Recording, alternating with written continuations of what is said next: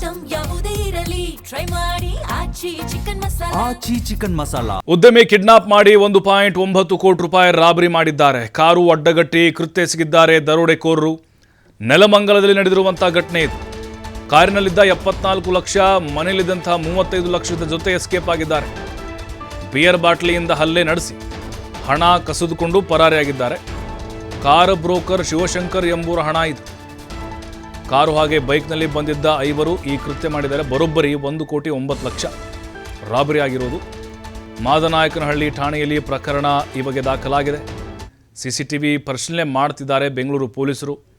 ಆರೋಪಿ ಹಾಗೆ ಸಹಚರರ ಪತ್ತೆಗೆ ಬಲೆ ಬೀಸಿದ್ದಾರೆ ಪೊಲೀಸರು.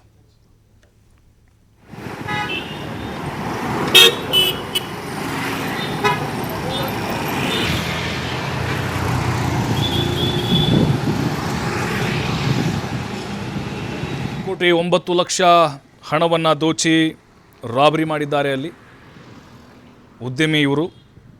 ಬಟ್ ಈಗ ಎಲ್ಲಿ ಹೋಗಿದ್ದಾರೆ, ಯಾವ ಕಡೆ ಹೋಗಿದ್ದಾರೆ ಅನ್ನೋದು ಕೂಡ ಗೊತ್ತಾಗ್ತಿಲ್ಲ. CCTV ಕೂಡ ಪರಿಶೀಲನೆ ಮಾಡ್ತಿದ್ದಾರೆ. ಕಾರಲ್ಲಿ ಹೋಗ್ತಾ ಇದ್ದರು ಉದ್ಯಮಿ, ಅವ್ರನ್ನ ಅಡ್ಡಗಟ್ಟಿ ಈ ರೀತಿಯಾಗಿ ಹಲ್ಲೆಯನ್ನು ಮಾಡಿದ್ದಾರೆ. ಬಿಯರ್ ಬಾಟ್ಲಿಂದ ಹೊಡೆದಿದ್ದಾರಂತೆ. ಈ ಬಗ್ಗೆ ಮಾದನಾಯಕನಹಳ್ಳಿ ಠಾಣೆಯಲ್ಲಿ ಪ್ರಕರಣ ಕೂಡ ದಾಖಲಾಗಿದೆ. ಕಾರು ಹಾಗೆ ಬೈಕ್ನಲ್ಲಿ ಬಂದಂತಹ ದುಷ್ಕರ್ಮಿಗಳು ಈ ರೀತಿಯಾಗಿ ರಾಬರಿ ಮಾಡಿದ್ದಾರೆ. ಮತ್ತಷ್ಟು ಮಾಹಿತಿ ನಮ್ಮ ಪ್ರತಿನಿಧಿ ಕಾರ್ತಿಕ್ ನೀಡ್ತಾರೆ. ಕಾರ್ತಿಕ್, ನೋಡ್ತಾ ಇದ್ದೀವಿ ಯಾವ ರೀತಿ ರಾಬರಿ ಆಗಿದೆ ಅನ್ನೋದನ್ನು. ಮೊದಲೇ ಪ್ರೀ ಪ್ಲ್ಯಾನ್ ಏನಾದರೂ ಮಾಡಲಾಗಿತ್ತಾ ಅಥವಾ ಏಕಾಏಕಿ ಆಕಸ್ಮಿಕವಾಗಿಯೇ ಈ ರೀತಿ ದರೋಡೆ ಆಗಿರುವುದಾ, ಹೇಗೆ? ಪ್ರಭು, ಏನು ಈ ಒಂದು ರಾಬರಿಯಲ್ಲಿ ಹಣ ಕಳೆದುಕೊಂಡಿರುವಂತಹ ಉದ್ಯಮಿ ಶಿವಶಂಕರ್ ಈ ಮುಂಚೆ ಆಂಟಿಕ್ ಪೀಸ್ ಮಾರಾಟ ಮಾಡುವಂತಹ ಬಿಸ್ನೆಸ್ ಅನ್ನ ಮಾಡ್ಕೊಂಡಿರ್ತಾನೆ ಶಿವಶಂಕರ್. ಅದಾದ ನಂತರ ಒಂದು ರೈಸ್ ಪುಲ್ಲಿಂಗ್ ಕೇಸ್ ನಲ್ಲಿ ಆರೋಪಿಯಾಗಿ ಕೆಲ ಹಣಗಳನ್ನ ಕೂಡ ಕಳ್ಕೊಂಡಿದ್ದಾನೆ ಎನ್ನಲಾಗಿದೆ.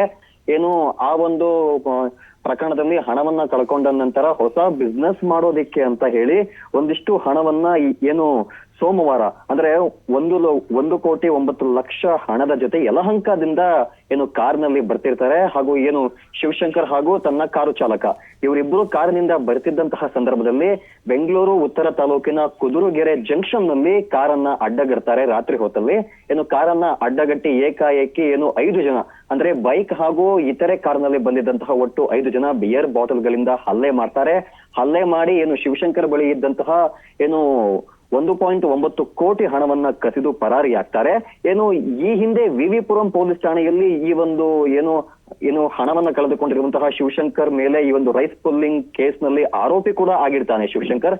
ಇವೆಲ್ಲವನ್ನು ನೋಡ್ತಾ ಹೋದ್ರೆ ಅಂದ್ರೆ ಈ ರೈಸ್ ಪುಲ್ಲಿಂಗ್ ದಂಧೆಯಲ್ಲಿ ಹಣ ಕಳ್ಕೊಂಡಿದ್ದಂತಹ ಸಮಯದಲ್ಲಿ ಏನು ಈತನ ಬಗ್ಗೆ ವಿಚಾರಿಸಿ ಹಾಗೂ ಹಿಂಬಾಲಿಸುತ್ತಿದ್ದಂತಹ ಜೊತೆಯಲ್ಲಿದ್ದವರೇ ಯಾರಾದರೂ ಈ ರೀತಿ ಏನು ಈ ಒಂದು ರಾಬರಿ ಮಾಡಿದ್ದಾರಾ ಎಂಬ ಸಂಶಯ ಕೂಡ ಉಡ್ತಾ ಇದೆ. ಯಾಕಂದ್ರೆ ಬೆಂಗಳೂರಿನಿಂದ ಕಾರಿನಲ್ಲಿ ತರ್ತಿದ್ದಂತಹ ಹಣವನ್ನ ಗಮನದಲ್ಲಿಟ್ಕೊಂಡು ಏನು ಅಂದ್ರೆ ನಿರ್ಜನ ಪ್ರದೇಶದಲ್ಲಿ ಕಾರನ್ನ ಅಡ್ಡಗಟ್ಟಿ ಇಷ್ಟು ಹಣವನ್ನ ಒಟ್ಟಿಗೆ ರಾಬರಿ ಮಾಡಿದ್ದಾರೆ.